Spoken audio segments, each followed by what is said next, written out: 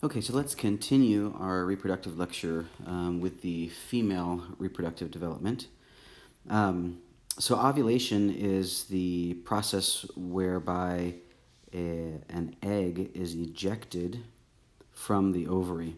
Now that egg will go from the ovary and typically will go into the fallopian tube where it waits to be fertilized by a sperm. We say that one egg is released every 28 days. That's average.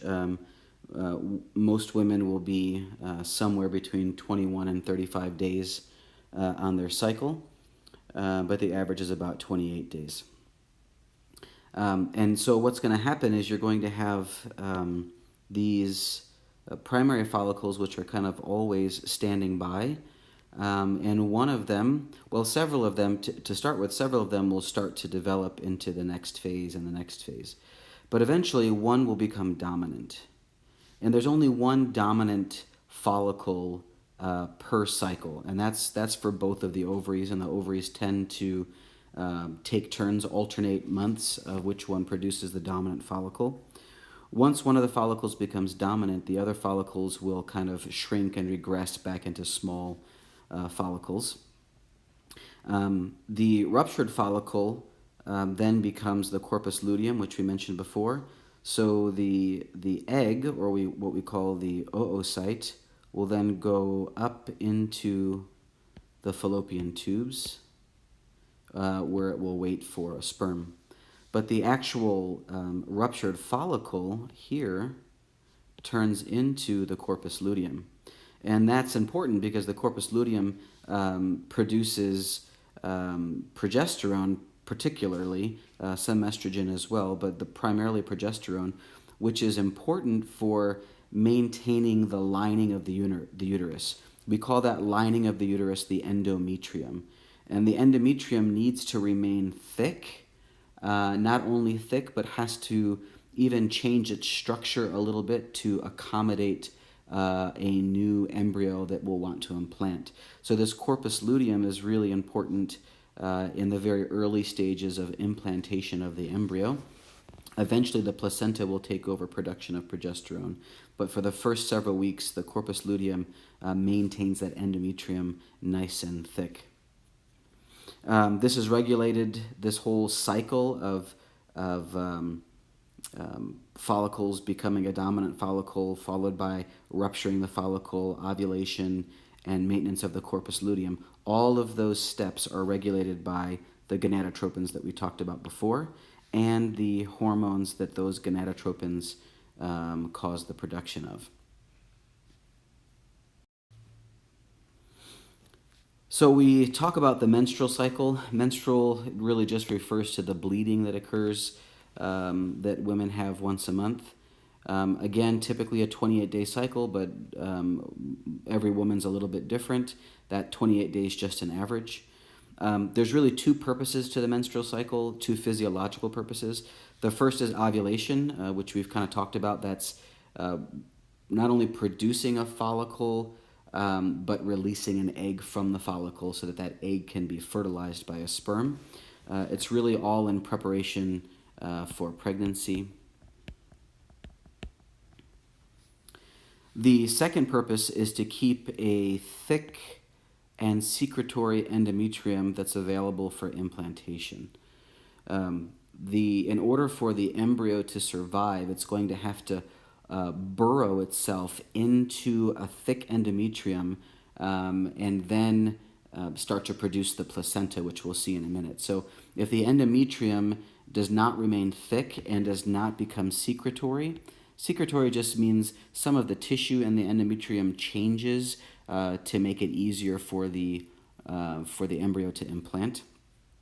Then that embryo, even though the egg gets fertilized by a sperm and it begins to divide and replicate, if it's unable to implant, then it will just slough off with a normal period.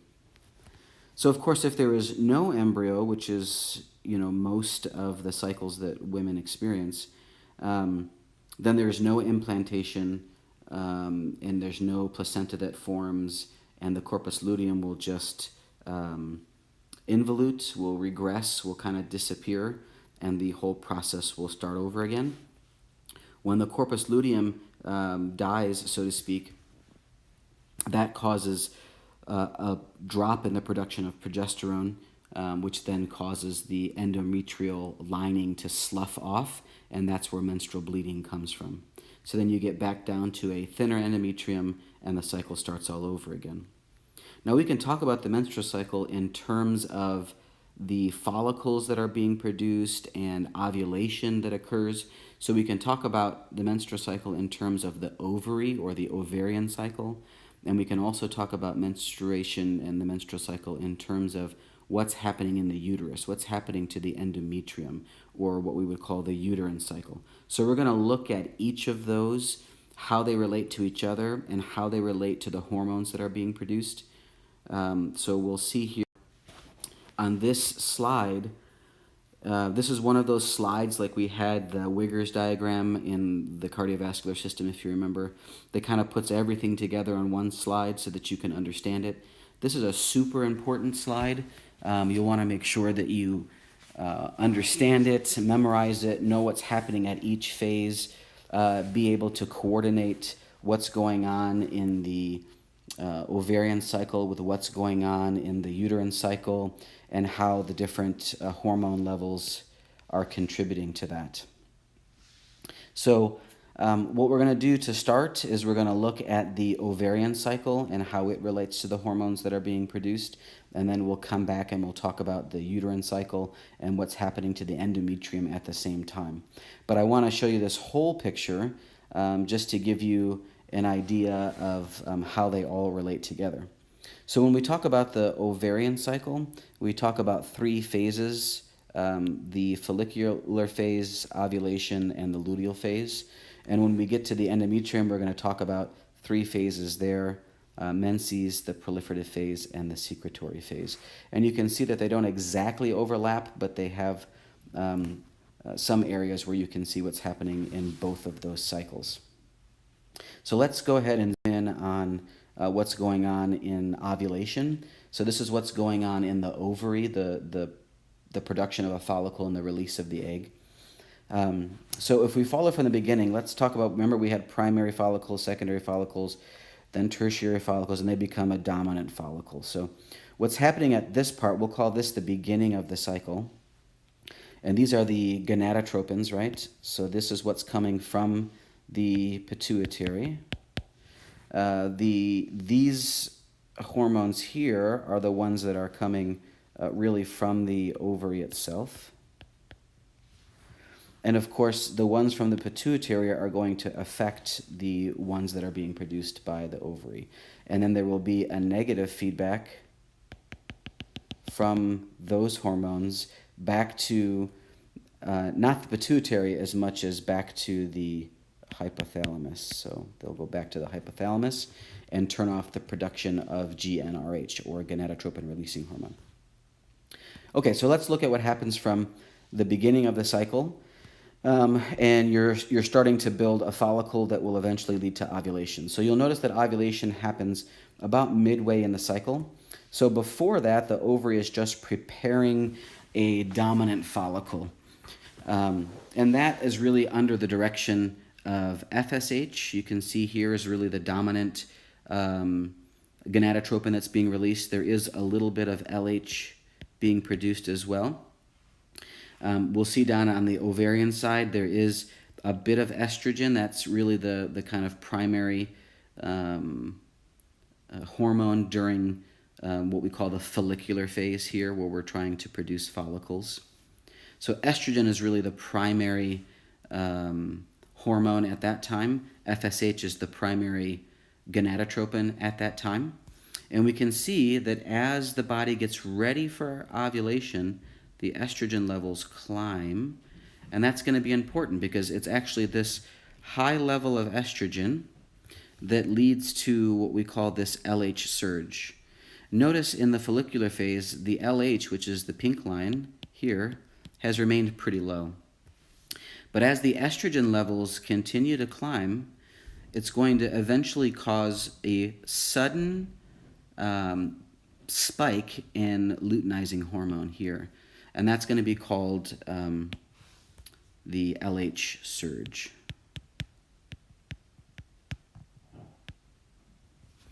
And that LH surge is important because it's that LH surge that actually leads to ovulation, to the release of the egg from the follicle. And that LH surge is in response to the increasing levels of estrogen. So at this point, we're going to switch phases from the follicular phase to ovulation. Ovulation is triggered by the LH surge, and the LH surge is triggered by this rise in estrogen. Okay, once the egg has been released from the follicle, once ovulation has occurred, the egg is going to go off and wait in the fallopian tubes for sperm to meet it. Meanwhile, this follicle that had released the egg previously is going to change its structure and become what's called the corpus luteum. And the corpus luteum is important because it is going to produce progesterone. So notice once the corpus luteum comes in, you have a really fairly rapid rise in progesterone level. And the progesterone level is going to stay high as long as the corpus luteum is still in place and functioning, because it's the one producing the progesterone. If there is no implantation and there is no embryo that's formed, then the corpus luteum will eventually die or involute, and you will see a drop in the progesterone as the corpus luteum begins to die off. Notice that right after ovulation, this LH goes back down to pretty normal levels, and that's partly because of the high amount of progesterone that is going back and feeding back to the hypothalamus and is inhibiting GnRH. So if GnRH is inhibited, then the pituitary hormones are also inhibited. So you see that we have a much lower level, once again, of LH and FSH.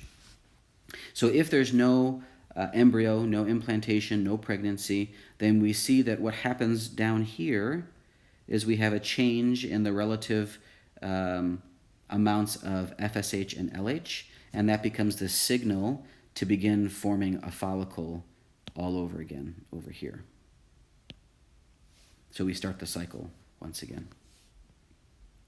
Okay, so let's look at what's happening at the same time that we see what's going on up here with the ovulatory cycle, or sorry, with the ovarian cycle is a better way to say it. This is the ovarian cycle up here. We can see that we have similar changes in response to the hormones that are occurring in the endometrium. The endometrium, though, is not responding to LH and FSH like the follicles were, but the endometrium is going to respond to these ovarian hormones that we have here. So these ovarian hormones are going to determine really what the endometrium looks like. Remember, the endometrium is the lining of the uterus, so the inside of the uterus. This is what the embryo will encounter when it tries to implant. Okay, so if we look at the beginning of this cycle, we have estrogen is kind of the predominant, and we talked about that earlier. And the estrogen is slowly building over time. And we can see that this particular part of the picture is trying to show you how in menses, which is the bleeding period for women, that part of this wall is sloughing off, and this is where the bleeding comes from. So in this early phase, during menses, which is the first phase in the uterine cycle, you're actually reducing. Notice this, the thickness of your endometrium was way up here, and by the end of menses, it's way down here. So you have sloughed off a good portion of your endometrium, and now your endometrium is thin to begin with, okay? So at this point as far as the uterus is concerned, it's not ready for an embryo to implant. And that's good, because if you remember up here on the ovarian side, we don't have ovulation yet. We don't have an egg even available for fertilization. So the timing there works great. You have a thin endometrium while you're developing your follicle and before ovulation. Once ovulation occurs, we talked about we have this increase in estrogen. As the estrogen increases, notice the size of the endometrium also begins to increase. Once ovulation happens and estrogen begins to increase and the corpus luteum is formed, now progesterone takes over. So notice how at this point right here, progesterone becomes the predominant hormone. And it's under the influence of progesterone, so this is kind of the progesterone phase. You can see that there's a steady increase in the thickness of the endometrium. So that thickening was begun by estrogen here, but it continues under the influence of progesterone. And it requires the presence of progesterone to stay thick, meaning when progesterone levels drop, as you see here, this automatically causes this sloughing off. It's the drop in progesterone that actually leads to menses. So if there's a pregnancy, then the progesterone level will not drop. It will stay high due to the placenta, and we'll talk about that in a minute. So if the progesterone level can stay high up here and not drop, then the thickness of the endometrium will stay high. But if there's no implantation, there's no fertilization, there's no embryo, no pregnancy, then the corpus luteum will involute, we talked about over here, which will cause a decrease in progesterone. And that decrease in progesterone leads to menses here. One more thing that's on this chart that's just interesting to note is that during the secretory phase, or during the luteal phase really of the ovarian cycle, you can see that the temperature for women goes up. Some people like to use this to kind of monitor their cycle, to figure out exactly how many days their cycle is. But it's not so useful for fertility, because notice that the spike in temperature occurs after ovulation, which is here. So by time you see your temperature rising, you've already ovulated. And an egg only has about 12 to 24 hours to wait for a sperm to come and fertilize it. If there's no sperm available in 12 to 24 hours, then the ovary will be removed from the fallopian tubes and will no longer be available. So you have a short window, and if you're waiting for your temperature to spike here, it's going to be too late.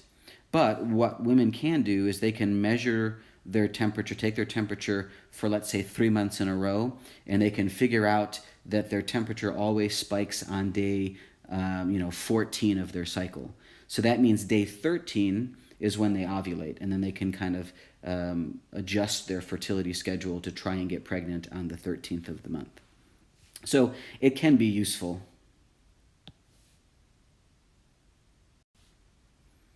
Okay, let's look at female secondary sex characteristics, just like we looked at male.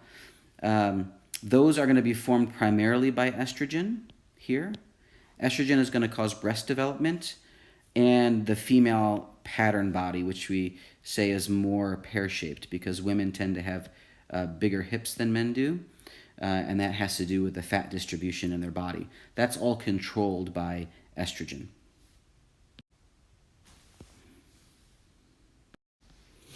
But a lot of people think that androgens are really only present in men, and we did talk about how androgens really form the male secondary sex characteristics.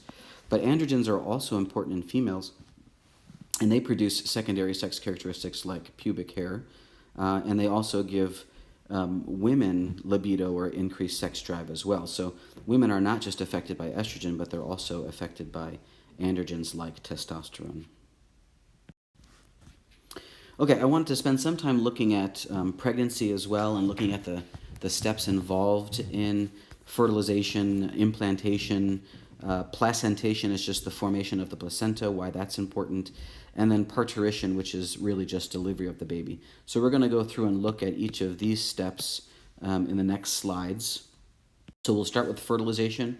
Fertilization is going to require the sperm here is going to have to find its way through the cervix. Now this is a very tiny opening called the cervical os, and so most of the sperm, for example, will end up just staying in the vaginal vault and will never actually even make it into the cervix. Now if a sperm does make it into the cervix, it has to swim all the way up here to what's called the isthmus, or the fundus of the uterus. And then, of course, some of them will go in one direction and some will go in the other direction. But only one of these ovaries has released a follicle.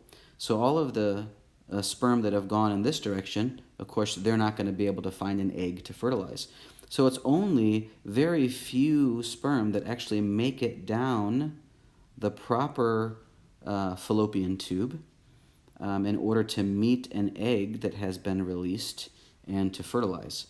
So out of the nearly 20 million sperm that may be injected into the vaginal vault, only about 100 of them ever even make it into the proper fallopian tube. So that's a lot of work by the sperm, and this is why if a man has a low sperm count, he will have difficulty with fertility, because if you only get 100 out of 20 million, imagine if you only have 5 million or 2 million sperm. Only a handful maybe of sperm will even make it, and they may not make it all the way to the egg. So it's important that men make millions and millions of sperm cells because so few of them can actually make it to the fallopian tube to unite with the egg. Once the sperm does meet the egg, it has another difficult job to do. It has to penetrate this outer rim. Here you can see this is the actual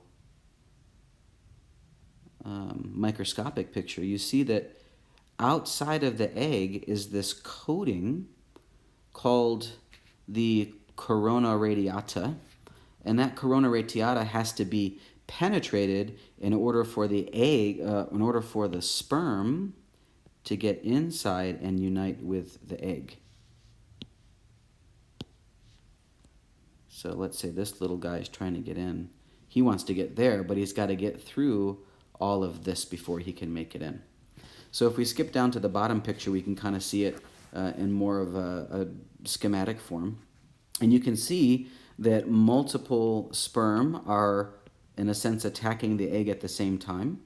And you can even see here in this picture, there's one. So there's multiple sperm at the same time trying to penetrate the outer layer of the egg. And the outer layer of the, it should be the egg, not the ovary. Sorry about that. This should be the egg, not the ovary. Please go ahead and change that to egg. So the first sperm that makes contact will be the one that is able to join its genetic material with the genetic material inside the egg. So we'll see this in the next picture, that there is a sperm that is coming, and the sperm is going to unite with the egg, and once it breaks through the outer shell, it can release its genetic material, and that genetic material eventually is going to find its way to the genetic material in the egg, and those two will unite. So there's actually something that happens here where once this outer wall is penetrated, the ovary will secrete some chemicals that actually prevent other sperm from penetrating and trying to inject its DNA inside. So there's a kind of a protective mechanism to prevent what we call polyspermia. So to prevent that, the ovary is going to secrete some substances once the corona radiata has been penetrated by the first sperm. Okay, once the sperm is able to deposit its genetic material into the egg and those are able to join, then mitosis can begin. And mitosis is just the division and replication of a cell. So that initial cell that has now the genetic information from the sperm mixed with the genetic information from the egg, that is called a zygote, which we see here. This here. So we call that the zygote. Now the zygote begins as a single cell, but obviously it has to turn into a baby. So it needs to divide and replicate itself rapidly. So as it does that, it forms what we call a blastocyst. And this is a picture here of the blastocyst. So it turns into a spherical structure that has an external, you can see an external layer, but also has an internal layer, you can see here. And that's important because those cells on the outside will become something different than the cells from the inside. So you can see that the outer layer here is going to become the placenta and the chorion. Now the chorion is just a protective lining around the infant and forms a part of the sac that surrounds the infant. The inner layer is going to become part of the fetus, obviously, the amnion, which is the other part of the sac that surrounds the baby, and the umbilical cord. So let's follow what happens here as the sperm kind of made his way, up through the fallopian tube, and you can see him here. He was able to join with the egg that had come from the ovary, and the zygote formed. The zygote replicates until it becomes the blastocyst. Now the next kind of step in the process is to get this blastocyst has to implant itself right here into the endometrium. If it fails to do that, if it fails to implant, then you will actually not be able to carry that pregnancy. It will just end up getting sloughed off with menses, and you will never know that it's even there. So this happens fairly regularly. We think that sperm do unite with eggs, blastocysts are formed, but they're unable to implant. Either they can't find their way out of the fallopian tube, or maybe they get into the uterus and there's some anatomical problem there, or it's just not able to implant like it's supposed to. In that case, your body will think that there is no pregnancy, and you will go ahead and go through menses, and the blastocysts will be lost in the menstrual blood that you lose. But if the blastocyst can implant, now we can actually begin the formation of the placenta, which is the next important step. So we call this placentation. And the key, really the key anatomical part to remember here, you need to memorize this word, is the chorionic villi. These chorionic villi, and that's these guys here, these guys are sent out from the blastocyst, and they begin to actually break apart some of the blood vessels in the endometrial layer of the mother. And that causes these lakes to form here, these kind of areas where blood can flow freely out of the mother's arterial system. And eventually what's going to happen is those layers will fuse together, and that will form the placenta. And that's how the baby is going to receive its nutrients from the mother. So the placenta is going to have a direct connection with the blood supply of the baby through the umbilical cord. So whatever kind of nutrients we have here from the mother's side in the placenta, those nutrients, so nutrients, we're talking about glucose, we're talking about vitamins. We're talking about oxygen, bringing oxygen in and removing carbon dioxide. Pretty much everything that the body needs for the fetus needs he's going to get that from the blood supply in the placenta. This is why it's so devastating if the placenta begins to pull away from the wall of the uterus. So you can see here the placenta is attached to the uterine wall. If this begins to pull away from the uterine wall and you disrupt that blood flow that's going from the mother to the baby, that has devastating effects on the child. It also has pretty severe effects on the mother because the mother will start to bleed as all of those blood vessels are disrupted. So the mother can have severe bleeding from a placental abruption, which is what we call it when it pulls away from the endometrial wall. And the child, of course, will not be able to get the nutrients, including oxygen, that it needs, and that can mean death to a baby if it's not delivered quickly. So placental abruption becomes a real obstetrical medical emergency. The key points for you to remember are that the chorionic villi here are the ones that really begin the formation of the placenta, and then understanding that the placenta shares the mother's nutrients and oxygen with the baby through the umbilical cord. Those are really the main ideas there. Okay, so the placenta, we already talked about, provides nutrition and gases to the fetus. It also has other important jobs to do to keep the pregnancy moving forward. So we talked about if the corpus luteum involutes, and it will naturally, if there's no placenta, then the corpus luteum after about 12 days will involute, will degenerate, will kind of disappear, and then you lose progesterone. And the loss of progesterone causes thinning of the endometrial lining, which leads to menses or menstrual bleeding. So the placenta is really important in those early stages in the first several days because the placenta produces something called human chorionic gonadotropin, or we just call it HCG. So the placenta produces HCG, it's kind of like a hormone, and that HCG goes back to the corpus luteum and tells the corpus luteum to continue to produce progesterone. So this continues the production of progesterone. Eventually, progesterone is going to be produced by the placenta itself.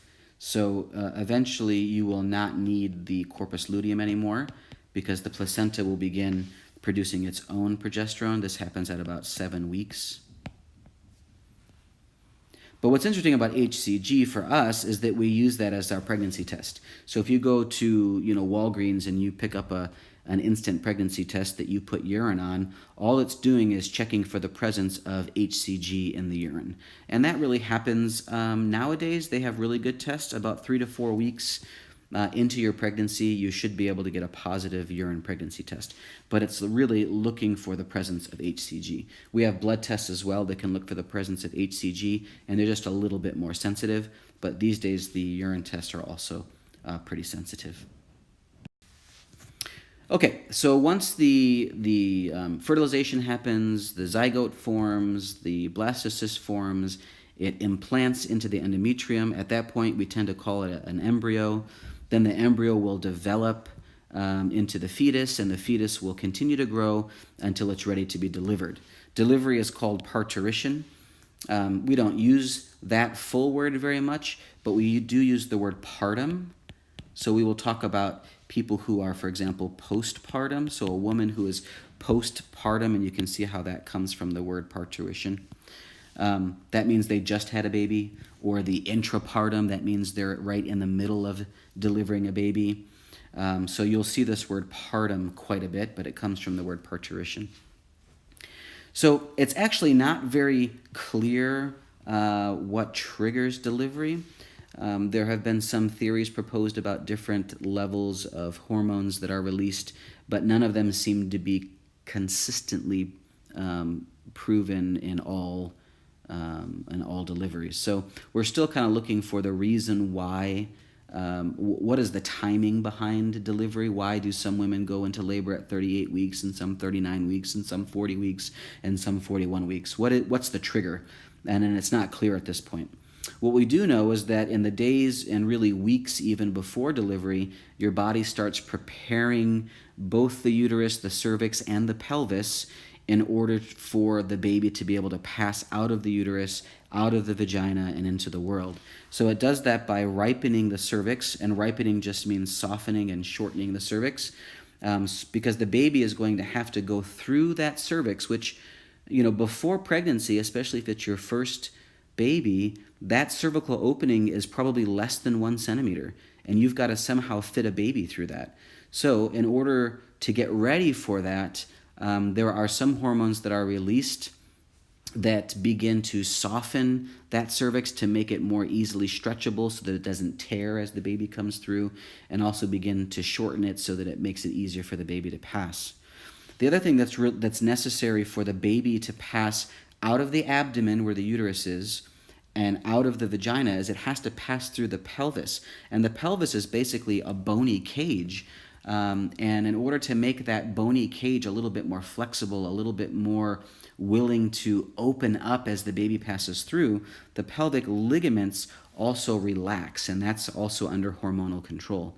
And this, can cause some problems in the final weeks of pregnancy because women will feel like their hip keeps giving out. They'll feel unsteady on their feet, and it's largely because these pelvic ligaments are loosening up, and that makes their bones actually move around a little bit more. That can cause some back pain, pelvic pain, butt pain in the weeks and days before delivery. Okay, so we're not sure what triggers the delivery, but once delivery starts, and delivery really is uterine contractions plus cervical change, dilation. So once you get regular uterine contractions and you get a cervix that is shortening and dilating, then you can say the woman is in labor. So once that happens, we understand a bit more about how the body kind of propels the baby out from the abdomen through the pelvis and out into the world. And that's really under the control of two primary molecules. One is oxytocin, which we've heard before when we were talking about the posterior pituitary, and prostaglandins. So during labor, once labor begins, oxytocin and prostaglandin are released in increasing amounts, and the increasing amounts of oxytocin and prostaglandins lead to stronger and more frequent contractions. And it's the force of those contractions in the uterus that actually force the baby to leave the uterus, out through the cervix, out through the vagina, and into the world. And we actually talked about this before as a positive feedback mechanism, if you remember way back in the beginning of the course. We can actually give these medicines, oxytocin and prostaglandins, in order to induce labor or to help labor to speed up if it's going too slow. Now, it doesn't always work because there are some other triggers that we're not exactly aware of at this point, but often if we give enough oxytocin or prostaglandins, we're able to induce labor that way if we need to for some reason. Okay, so let's look at this positive feedback system that really involves oxytocin and uterine contractions. So as the fetus drops lower in the uterus, the head will begin to cause cervical stretch. So you see here is the head, and it's not yet quite in contact with the cervix. But as you get contractions here in the uterus, that's going to push the baby down. And as the baby gets pushed down, his head will now, you see, become engaged with the cervix. And it will cause stretching on the cervix, trying to push the cervix out. That stretching is what leads to the release of oxytocin from the posterior pituitary. And as that oxytocin is produced, it does two things. It directly increases uterine contractions, but it also leads to the production of prostaglandins that are produced in the wall of the uterus. Those prostaglandins then also go and stimulate more uterine contractions. So you can see you have kind of a double feedback mechanism here where both of those molecules are feeding back onto the uterine muscle, causing more frequent and stronger contractions. So of course, as contractions increase, you get more cervical stretch. And as you get more cervical stretch, you get more release of oxytocin. And around and around and around it goes in a positive feedback until the baby's delivered. Here you can see. And then that cycle is stopped and oxytocin release goes down. Okay, the last thing I wanted to talk about was breastfeeding quickly. Breastfeeding is triggered partly through being pregnant, meaning there's some hormones that are produced during pregnancy that get the woman ready for breastfeeding even before the baby is delivered. And then there are some hormones like prolactin we'll talk about, and again oxytocin, that help with releasing the milk, producing more milk after the baby's born. So let's focus on what happens after the baby's born. So there have been some changes in the breast tissue. Most women who are pregnant will tell you that their breasts enlarge during pregnancy because there is increased production of milk-forming tissues, and that's under hormonal control as well. But after the baby's born, there are two hormones that really are involved with production and release of the milk. So prolactin, which is produced from the anterior pituitary, is involved with milk production. So as prolactin increases, that stimulates the glands in the breast to produce more milk, and that milk is then ready for the baby. But it requires oxytocin to actually cause contraction of the muscles within the breast tissue in order to eject that milk from the glands and from the tubes out of the areola and nipple and into the mouth of the baby. So it's really a combination of prolactin and oxytocin that leads to the baby being able to get milk from the mother. So when the baby is first born, and in the weeks leading up to that, the breast is already getting ready and is producing a fluid, but that fluid isn't really true breast milk yet. That fluid is something called colostrum. And in the first couple days of breastfeeding, the baby gets this colostrum from the mother while the mother is still working on building up a full milk for the baby. That colostrum, a lot of mothers get upset because they think it's not enough and my baby's not getting enough to eat from my breast, and they'll want to supplement with formula. But the truth is that colostrum for the first day or two is all that the baby needs. And there are some important things in the colostrum that are helpful to the baby. So first of all, it's high in protein, it's going to be higher in protein than the milk that's coming. So that's really helpful to the baby as he starts to grow. Maybe more important, however, are the immunoglobulins. And remember, immunoglobulins is just another name for antibodies. So there are IgA antibodies in the breast milk that really help keep the baby healthy, really preventing sickness in the first 2 or 3 weeks of birth. So babies that are breastfed tend to have less illnesses in the first weeks of birth. Now, once the full milk builds up after a few days, then the colostrum is no longer being made and the baby will be getting full milk. I want to look at our last picture just briefly about how these hormones interact with breastfeeding. So what's interesting about breastfeeding is you can actually start producing milk. The prolactin can be released and cause the release of milk even without sucking from the baby. And so a lot of mothers will tell you that even if their baby starts crying, they will feel a letdown. They'll feel the milk being produced, and their breast will actually become engorged with milk even before the baby begins to suck. This would be kind of like we talked about before, one of those feed-forward mechanisms. So that's the higher brain centers there that can affect it. So we're not going to talk much. Don't worry about PIH. We're just going to focus on the prolactin here. So either the sound of a baby crying, or if we come back down to this one, the baby sucking stimulates mechanoreceptors in the breast, and those mechanoreceptors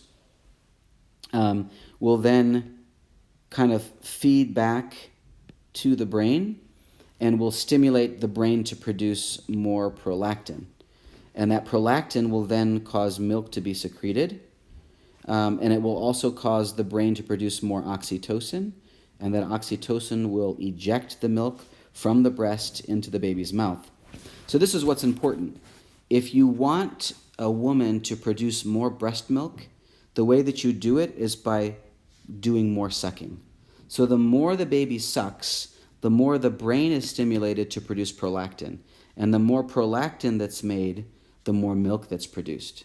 So a lot of women will say, well, I'm not making enough milk, and they'll want to supplement with formula. But the problem with that is if they supplement with formula, then they're going to breastfeed less often. And if the baby is sucking less often, then less prolactin will be produced, and they'll just make the problem worse. So rather than supplementing with formula, they really should be encouraged to do sucking or suckling every 2 to 3 hours. And if they can do that, that will increase prolactin, and that will increase the milk production. Okay, that's really the end of this lecture. Please email me with any questions that you have. We will meet together next week to go over this some more, so have any questions prepared that you're wondering about, anything that wasn't clear. And I will see you on Monday.